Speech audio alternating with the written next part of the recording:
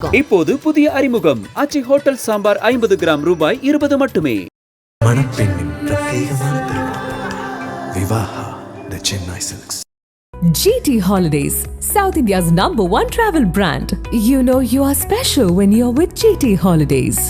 எங்க ஊர்ல வந்து எங்களை ஒதுக்கி வச்சிருக்கான்னு சொல்றாங்க. காலைல வந்து மன்னிப்பு கேட்க சொல்றாங்க. என் சின்ன பையன் கோயில்ல போய் விளையாண்டானா கோயில்ல விளையாடக்கூடாது, உன்னை ஊர்ல ஒதுக்கி இருக்கு அப்படின்னு சொல்றாங்க. பெண் ஒருவரை ஊரை விட்டு ஒதுக்கி வைத்து மீண்டும் ஊருக்குள் வந்ததற்காக காலில் விழ வைத்து அவமானப்படுத்தியதாக கூறப்படும் சம்பவம் பெரும் அதிர்ச்சியை ஏற்படுத்தியுள்ளது.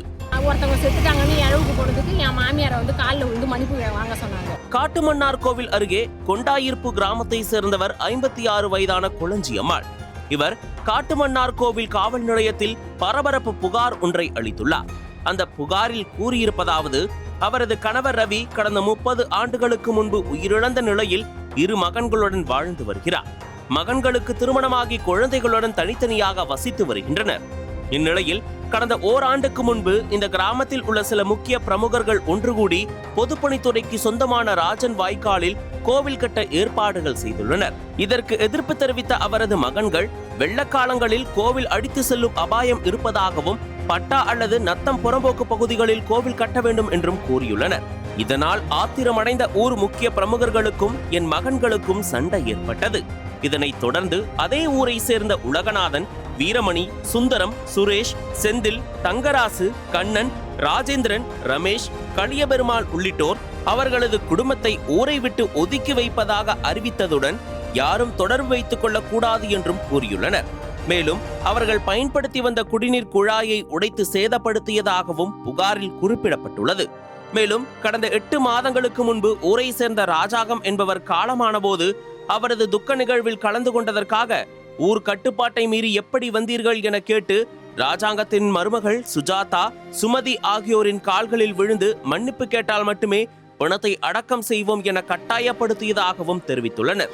இதனால் அவமானம் தாங்க முடியாமல் காலில் விழுந்து மன்னிப்பு கேட்டதாக கூறியுள்ளார். அதன் பின்னரும் ஊர் கோவிலுக்கு சென்றால் அசிங்கமான வார்த்தைகளால் திட்டி மிரட்டுவதாகவும் வட்டாட்சியர் அலுவலகம் உள்ளிட்ட பொது இடங்களுக்கு செல்லும் போது அவதூறாக பேசி மன உளைச்சல் ஏற்படுத்துவதாகவும் புகாரில் தெரிவித்துள்ளார். மேலும் அவரது பேரன்கள் படிக்கும் பள்ளியிலும் மற்ற குழந்தைகளிடம் பேசக்கூடாது என கூறி சமூக ஒதுக்கல் செய்யப்படுவதாகவும் தெரிவித்துள்ளார். இதனால் தங்களது குடும்பம் கடும் மன உளைச்சலுக்கு ஆளாகியுள்ளதாகவும் கூறி சம்பந்தப்பட்டவர்கள் மீது கடுமையான நடவடிக்கை எடுக்க வேண்டும் என காவல்துறையிடம் கோரிக்கை விடுத்துள்ளார். இதுகுறித்து காவல் உதவி ஆய்வாளர் பைசலிடம் கேட்டபோது, இவர்கள் அனைவரும் ஒரே சமூகம்தான், இது ஊர் தொடர்பான பிரச்சனை என்பதால் வட்டாட்சியரிடம் பரிந்துரை செய்யப்பட்டுள்ளது, அவர்களால் விசாரணை நடைபெற்று வருகிறது என்று தெரிவித்தார். கடலூர் மாவட்டம் கஞ்சமலை ஊராட்சி கொண்டாயிருப்புலேருந்து நான் பேசுகிறேன். எங்கள் ஊரில் வந்து எங்களை ஒதுக்கி வச்சிருக்கேன்னு சொல்கிறாங்க. கோயில் பிரச்சனை, எங்கள் வீட்டுக்கு எதுக்கால கோயில் கட்டினாங்க, நாங்கள் கட்டக்கூடாதுன்னு கொஞ்சம் எங்களுக்கு இடம் போட்டு கட்டுங்கன்னு சொன்னோம். அதை மீறி கட்டினாங்க. நாங்கள் எங்களுக்கு இடம் வேணுங்கிறதால நாங்கள் பிடபிள்யூக்கு தெரிவித்தோம். அவங்க பெட்டிஷன் கொடுத்ததால பெட்டிஷன் கொடுத்து அவங்க வந்து கோயில் கட்டுறதுக்கு அளந்து கொடுத்துட்டு போனாங்க. அளந்து கொடுத்துட்டு போனதுக்கப்புறம் சரி எந்த பிரச்சனையும் இல்லை, கோயில் கட்டுறாங்கன்னுட்டு நாங்கள் பொறுமையாக இருந்தோம். அதுக்கப்புறமும் எங்களுக்கு நல்ல காரியம் கெட்ட காரியம்லாம் நாங்கள் எங்களை விட மாட்டேங்கிறாங்க. மீறி போனாக்கா எங்களை வந்து காலில் விழுந்து மன்னிப்பு கேட்க சொல்கிறாங்க. என் பிள்ளைங்க கூட யாரையும் விளையாட விட மாட்டேங்கிறாங்க. மீறி அப்படி யாராச்சும் வந்து எங்ககிட்ட பேசினாங்கன்னா அவங்கள்ட்ட வந்து நீங்கள் ஊரை விட்டு ஒதுக்கி வச்சிருக்கு, நீங்கள் ஏன் அவங்கள்ட்ட பேசுறீங்கன்னு அந்த பசங்களையும் பேசக்கூடாதுன்னு சொல்லிடுறாங்க. கல்யாண காரியத்துக்கு யாரும் எங்களை கூப்பிட மாட்டாங்க. எங்கள் சொந்த நாத்தனார்கிட்டே போய் சொல்லி அந்த அவங்கள கல்யாணத்துக்கு கூப்பிடக்கூடாது, அவங்க வந்தாங்கன்னா நாங்கள் ஊருக்காரங்க யாரும் வரமாட்டோம் அப்படின்னு சொல்லிட்டாங்க. இழவுக்கு போனதுக்கு ஒருத்தவங்க செத்துட்டாங்கன்னு இழவுக்கு போனதுக்கு என் மாமியாரை வந்து காலில் விழுந்து மன்னிப்பு வாங்க சொன்னாங்க.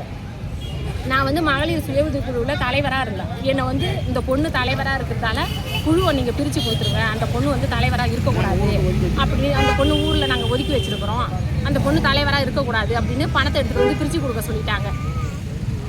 யாரையும் எங்களை பேச விட மாட்டேங்கிறாங்க. புதுசாக நேற்றுக்கு ஒருத்தவங்க பத்திரிக்கை கொண்டாந்து கொடுத்தாங்க. அதையும் நாட்டார் எல்லாம் சேர்ந்து நாட்டார் போய் நீங்கள் அந்த பத்திரிக்கையை வாங்கிட்டு வந்தால் தான் எங்கள்கிட்ட வந்து நீங்கள் ஊருக்காரங்க நாங்கள் எல்லாம் உன் கல்யாணத்துக்கு வருவோம், பொண்ணு அனுப்பி விடுவோம், இல்லைன்னா நாங்கள் வரமாட்டோம், போய் பத்திரிக்கை வாங்கிட்டு வான்னு சொல்லி நேற்றுக்கு வந்து பத்திரிக்கையை வாங்கிட்டு வந்துட்டாங்க.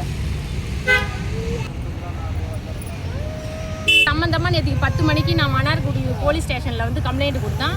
இது வரைக்கும் எனக்கு எந்த நடவடிக்கையும் எடுக்கலை, யாரும் எடுக்கலை. இது என் சின்ன பையன் கோயிலில் போய் விளையாண்டானா கோயிலில் விளையாடக்கூடாது, உன்னை ஊரில் ஒதுக்கியிருக்கு அப்படின்னு சொல்கிறாங்க. நானும் என் பிள்ளைங்களை போய் கோயிலில் சாமி கும்பிட்டேன்னா என்னை நீங்கள் வந்து சாமி கும்பிடக்கூடாது, உங்களை ஊரில் ஒதுக்கி வச்சிருக்கு அப்படின்னு சொல்லி என் தூக்கி ஆஸ்தில் கடாச்சிட்டாங்கன்னு சொல்கிறேன். அனல் பறக்கும் செய்திகளை அப்டேட் செய்து கொள்ள நக்கீரன் களத்தை இப்பவே சப்ஸ்கிரைப் பண்ணுங்க.